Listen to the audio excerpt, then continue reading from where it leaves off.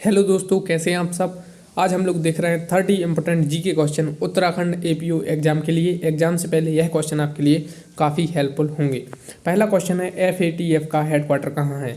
FATF यानी financial action task force, यह काफ़ी न्यूज़ में था। पाकिस्तान इसमें ग्रे लिस्ट में था और ब्लैक लिस्ट होने वाला था, इसलिए यह काफ़ी न्यूज़ में था। तो एफएटीएफ का हेडक्वार्टर है पेरिस में और यह फ्रांस में है। फ्रांस की ही राजधानी है पेरिस। तो एफएटीएफ का हेडक्वार्टर कहाँ पर है? फ्रांस की राजधानी पेरिस में। फ्रांस आ गया है तो फ्रांस से क्वेश्चन बन सकते हैं। वहाँ के राष्ट्रपति हैं इमानुएल मैक्रोन। फ्रांस काफ़ी न्यूज़ में है। फ्रांस पहला देश बना है जिसने अंतरिक्ष में सैन्य अभ्यास किया है। भारत ने जो राफेल विमान खरीदे वो फ्रांस से ही खरीदे और 2024 में जो अब ओलंपिक होंगे वो भी पेरिस में होंगे, यानी फ्रांस में होंगे। राफेल विमान किस कंपनी ने बनाया? तो डसल्ट एविएशन ने। तो ये सब, और भारत और फ्रांस मिलकर 2021 में पर्यावरण वर्ष मना रहे हैं। तो ये सब क्वेश्चन फ्रांस से बनते हैं। दूसरा इंपॉर्टेंट क्वेश्चन है, अक्टूबर 2022 में किस खाड़ी देश में पहली बार चुनाव होंगे। तो यह काफ़ी न्यूज़ में था अभी इस वर्ष, क्योंकि पहला देश बनने वाला है कतर, जिस खाड़ी देश में चुनाव होंगे। तो खाड़ी देश बन गया है कतर। इस कतर में 2022 में फुटबॉल वर्ल्ड कप भी होगा, तो इसलिए यह काफ़ी न्यूज़ में है। किस देश ने अपने राष्ट्रगान में एक शब्द को बदल दिया है? तो एक शब्द बदला है, यह बदला है ऑस्ट्रेलिया ने। ऑस्ट्रेलिया ने अपने राष्ट्रगान में एक शब्द बदल दिया है। ऑस्ट्रेलिया क्वाड का मेंबर है। क्वाड में 4 देश हैं, भारत है, जापान है, ऑस्ट्रेलिया, अमेरिका है, और इसमें क्वाड ऑस्ट्रेलिया भी है। तो 4 देश क्वाड में है, इसमें ऑस्ट्रेलिया भी है। ऑस्ट्रेलिया के प्रधानमंत्री न्यूज़ में थे काफ़ी अभी, स्कॉट मॉरिसन। इसके अलावा ऑस्ट्रेलिया में 2018 का ओलंपिक गेम हुआ था और 2032 का ओलंपिक गेमों की 2018 का कॉमनवेल्थ गेम हुआ था ऑस्ट्रेलिया में, गोल्ड कोस्ट में। और 2032 के ओलंपिक गेमों की मेज़बानी जीत ली है अभी 10-15 दिन पहले ऑस्ट्रेलिया का एक शहर ब्रिस्बेन। मतलब 2032 के ओलंपिक और पैरा ओलंपिक ब्रिस्बेन शहर में होंगे और वो ऑस्ट्रेलिया में आता है। इसके अलावा आज ऑस्ट्रेलिया और न्यूजीलैंड का फाइनल है। अब जोन भी जीतेगा उससे क्वेश्चन बनेगा। तो ऑस्ट्रेलिया T20 में फाइनल में पहुँच गया है। आईसीएमआर के हेड कौन है? तो आईसीएमआर यानी Indian council of medical research और डीसीजीआई यानी director controller, drug controller general of India. तो ये काफ़ी न्यूज़ में थे अभी कोविड में, इसलिए क्वेश्चन बन सकता है। आईसीएमआर आपने सुना होगा। तो आईसीएमआर के हेड कौन है? आईसीएमआर के हेड हैं बलराम भार्गव। डीसीजीआई के हेड हैं डॉक्टर बीजी सोमानी। और डब्ल्यूएचओ काफ़ी न्यूज़ में था, इलेक्शन कमीशन न्यूज़ में था। तो इन सब के हेड पूछे जा सकते हैं। डब्ल्यूटीओ, तो डब्ल्यूएचओ के हेड पूछे जा सकते हैं। सीरम इंस्टीट्यूट ऑफ इंडिया के जो सीईओ पूछे जाते हैं। तो डब्ल्यूएचओ के हेड हैं टेड्रस एधनोम, जो इथोपिया के हैं। सीरम इंस्टीट्यूट ऑफ इंडिया के सीईओ हैं अदार पूनावाला। और सीरम इंस्टीट्यूट ऑफ इंडिया का हेडक्वार्टर भी पूछा जा सकता है, तो वो पुणे में है। पराक्रम दिवस पहली बार कब मनाया गया? पराक्रम दिवस पहली बार 23 जनवरी 2021 को मनाया गया। यह सुभाष चंद्र बोस की 125वीं जयंती पर मनाया गया। सुभाष चंद्र बोस इस वर्ष काफ़ी न्यूज़ में है। हावड़ा कालका मेल का नाम बदलकर उनके नाम पर रख दिया गया है। सुभाष चंद्र बोस ने फॉरवर्ड ब्लॉक की स्थापना की थी और 1939 में कांग्रेस के अधिवेशन की अध्यक्षता की थी। और इंडियन स्ट्रगल है एक पुस्तक है, उनकी किताब है। इसके अलावा 25 जनवरी को क्या मनाया जाता है? राष्ट्रीय मतदाता दिवस। तो देखिए, देश से क्वेश्चन एक आध बनता है। पराक्रम दिवस पूछ लेंगे, चाहे वो सुशासन दिवस पूछ लेंगे, या वो रविन्द्रनाथ टैगोर जयंती कब मनाई गई ये पूछ लेंगे। तो इस टाइप से क्वेश्चन एक दो बन जाते हैं दिवस वाले। तो ये सब आप पढ़ लीजिए। हावड़ा कालका मेल का नाम किसके नाम पर रखा है? हावड़ा कालका मेल का नाम बदलकर नेताजी सुभाष चंद्र बोस के नाम पर रखा है। इससे पहले आपको बताना है कि अटल टनल किस टनल का नाम बदल कर रखा है, और अटल टनल या अटल सुरंग कहाँ पर है। Who establish forward block? Forward block की स्थापना किसने की? सुभाष चंद्र बोस ने की। इंडियन स्ट्रगल बुक इन्होंने लिखी। 1939 के सेशन में कांग्रेस की अध्यक्षता भी इन्होंने की। रविंद्रनाथ टैगोर को नोबेल पुरस्कार कब मिला? रविंद्रनाथ टैगोर को 1913 में नोबेल पुरस्कार मिला और इन्हें मिला था साहित्य यानी लिटरेचर में। और इंडिया और बांग्लादेश का राष्ट्रगान रविंद्रनाथ टैगोर ने ही लिखा है। और विश्व भारती यूनिवर्सिटी से रविंद्रनाथ टैगोर का संबंध है। गीतांजलि के लिए इन्हें नोबेल पुरस्कार मिला था। भारत ने किस देश के साथ MiG-29 और सुखोई 30 MKI लड़ाकू विमान खरीदने का फैसला किया? तो भारत खरीद रहा है रूस से MiG-29 और सुखोई 30 लड़ाकू विमान। और भारत रूस से S-400 anti defence missile system भी खरीद रहा है। रूस यूनाइटेड नेशन सिक्योरिटी काउंसिल का परमानेंट मेंबर है। अभी वहाँ पर एक कानून बना था कि ऐसा कि 2036 तक अब वहाँ के राष्ट्रपति चाहे तो बने रह सकते हैं। कौन? Vladimir Putin. रूस G7 का मेंबर नहीं है। क्वेश्चन बनता है, क्या रूस G7 का मेंबर नहीं है? स्पुतनिक वैक्सीन किस देश की है? तो रूस की है। जानवरों को कोविड टीका बनाने वाला पहला देश कौन बना था? तो यह रूस बना था। Chief justice of India Ramana कौन सी नंबर की सीजेआई हैं, तो ये हैं 48 नंबर की। हरियाणा जुडिशरी में भी है, पूछा गया था, तो 48वें नंबर के जस्टिस हैं। इसके अलावा यूएसए के राष्ट्रपति 46वें नंबर के हैं और वो हैं जो बाइडन, और डेमोक्रेटिक पार्टी संबंधित हैं, और अमेरिका भी क्वाड में है। क्वाड यानी क्वाड्रिलेटरल डायलॉग, जिसमें 4 देश हैं, भारत, जापान, ऑस्ट्रेलिया और अमेरिका। दोस्तों अगर आपने अभी तक चैनल सब्सक्राइब नहीं किया है, सब्सक्राइब करें, बेल आइकन को दबाएं। अगर आप उत्तराखंड एपीयू की और वीडियो देखना चाहते हैं तो आप सब्सक्राइब कर लें और लाइक करें, ताकि आपके पास जब नेक्स्ट वीडियो अपलोड होगी तो आपके पास आ जाएगी, अगर आप बेल आइकन भी दबा देते हैं तो। भारत कौन सी बार यूएनएससी में नॉन परमानेंट मेंबर में चुना गया? यूएनएससी यानी यूनाइटेड नेशन सिक्योरिटी काउंसिल, तो उसमें नॉन परमानेंट मेंबर देखो यूएनएससी में होते हैं 5 और नॉन परमानेंट होते हैं 10। 5 तो आपको पता है P5 कौन से हैं, ब्रिटेन, फ्रांस, उसमें ब्रिटेन, फ्रांस है, अमेरिका है, रूस और चीन है, ठीक है। इसके अलावा 10 होते हैं नॉन परमानेंट। परमानेंट तो हमेशा के लिए है, नॉन परमानेंट 2-2 वर्ष के लिए चुने जाते हैं। तो भारत भी चुना गया 8वीं बार। पहली बार भारत चुना गया था 1950-51 में, और आखिरी बार 2011-12 में, और अभी 2021 और 2022 2 साल के लिए यूनाइटेड नेशन में नॉन परमानेंट मेंबर रहेगा भारत। किस देश में पारंपरिक लालटेन महोत्सव मनाया गया? यह मनाया गया है चीन में, और चीन दुनिया का दूसरा देश बन गया है जिसने मंगल पर रोवर उतार दिया है। Line of actual control Bharat चीन के साथ साझा करता है, जिसे मैकमोहन रेखा भी कहते हैं। लार्जेस्ट ट्रेड पार्टनर है चीन भारत का, और इसने अमेरिका को पीछे छोड़ दिया है, यानी भारत का सबसे ज़्यादा व्यापार होता है चीन के साथ, और वुहान का संबंध चीन से है। वुहान किस नदी के किनारे स्थित है, आप कमेंट बॉक्स में बताएंगे। आईपीएल में सबसे महंगे खिलाड़ी कौन बने? तो ये बने क्रिस मॉरिस। आईपीएल किसने जीता? चेन्नई सुपर किंग ने। दूसरा पार्ट कहाँ हुआ? यूएई में, और ये सब क्वेश्चन बनते हैं।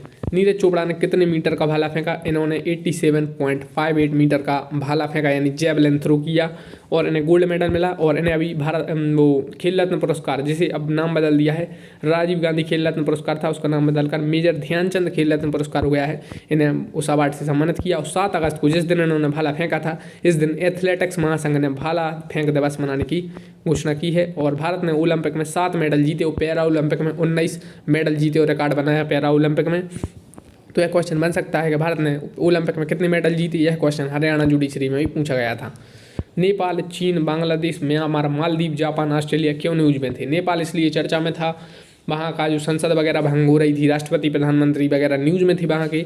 और भारत नेपाल सीमा विवाद भी चर्चा में था। तो लिपुलेख, लंप्याधुरा और कालापानी, तीनों किस राज्य में है? क्वेश्चन अभी काफ़ी बनना है, तो यह उत्तराखंड में, आप याद रखिए। नेपाल से यह चर्चा में था, और भारत नेपाल के बीच क्षेत्र चर्चा में था। तो नेपाल के प्रधानमंत्री कौन है? शेर बहादुर देउबा हैं, और नेपाल इसलिए चर्चा में था। इसके अलावा चीन काफ़ी चर्चा में था। भारत चीन सीमा विवाद के कारण LAC भारत चीन के साथ साझा करता है। चीन के बारे में जानकारी अभी देख ही ली है। और वुहान चीन का काफ़ी न्यूज़ में था। इसके अलावा बांग्लादेश इसलिए न्यूज़ में था, 50 वर्ष मना ली है स्वतंत्रता दिवस की, और अंडर 1950 वर्ल्ड कप भी जीत लिया है, भारत को फाइनल में हरा दिया था, इसलिए न्यूज़ में था। बांग्लादेश की सैन्य टुकड़ी ने 26 जनवरी को भारत की परेड में हिस्सा लिया था। और बांग्लादेश की प्रधानमंत्री शेख हसीना, इन्हें जो सस्टेनेबल डेवलपमेंट गोल होते हैं, एक SDG गोल होते हैं, 30 गोल हैं, उन्हें हम बाद में बात कर लेंगे डिटेल में। तो उसका एक अवार्ड प्रधानमंत्री शेख हसीना को मिला था। बांग्लादेश और भारत के बीच एक पुल भी न्यूज़ में था, मैत्री सेतु पुल, जो फेनी नदी पर बना है, इसलिए यह सब न्यूज़ में था। बांग्लादेश के साथ भारत सबसे लंबी सीमा रेखा साझा करता है। भारत, आप लोग सोच रहे होंगे चीन के साथ नहीं, भारत की सबसे लंबी सीमा रेखा है बांग्लादेश के साथ। यह क्वेश्चन भी बन रहा है।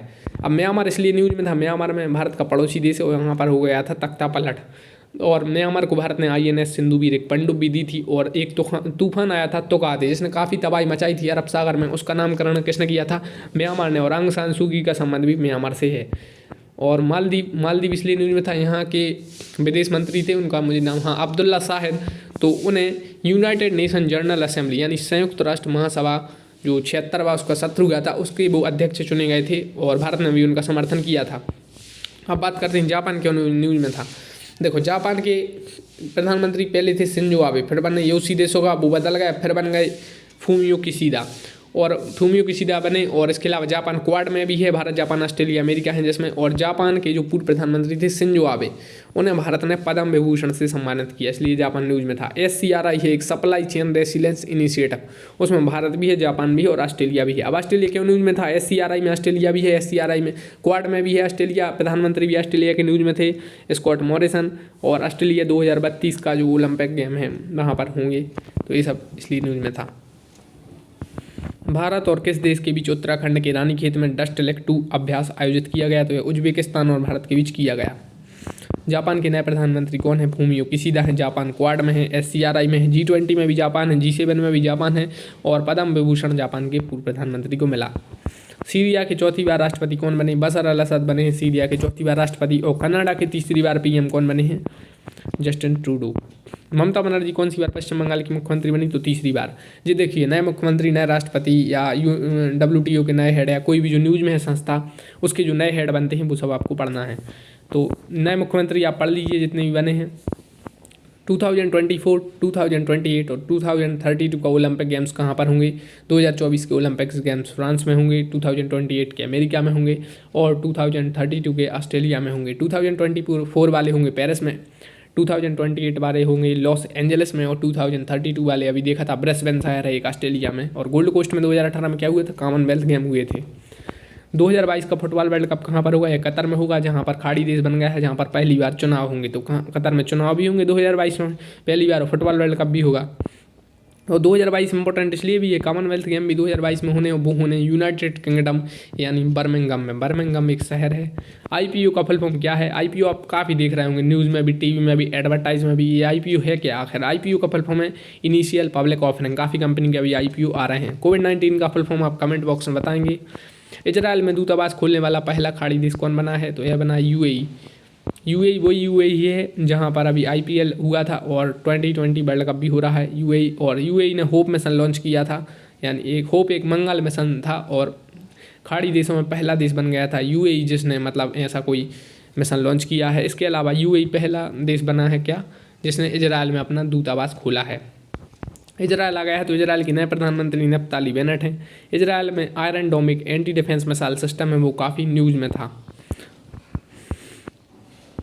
भारत ने एक समझौता भी किया था इजराइल के साथ कृषि के क्षेत्र में 3 वर्ष के लिए। यशपाल शर्मा का निधन हुआ। कौन थे? वो क्रिकेटर थे। निधन महत्वपूर्ण आप पढ़ लीजिए। मिल्खा सिंह का निधन हुआ था। सुंदरलाल बहुगुणा का निधन हुआ था। तो इन्होंने कौन सी मतलब इनकी किताब है और क्यों ये न्यूज़ में थे, इसलिए आप इसे पढ़ लीजिए। विश्व जनसंख्या दिवस कब मनाया जाता है? यह मनाया जाता है 11 जुलाई को। जनसंख्या न्यूज़ में है इसलिए जनगणना भी न्यूज़ में है। जनगणना होनी पाई, इसलिए इससे क्वेश्चन अभी काफ़ी पूछे जा रहे हैं जनगणना वाले।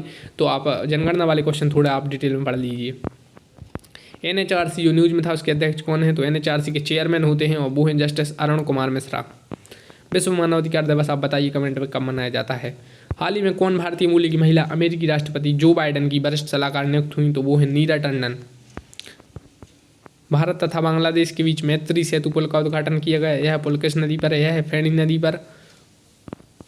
हेमंत बिस्व शर्मा किस राज्य के नए मुख्यमंत्री बने हैं? तो हेमंत बिस्व शर्मा बने हैं असम के मुख्यमंत्री।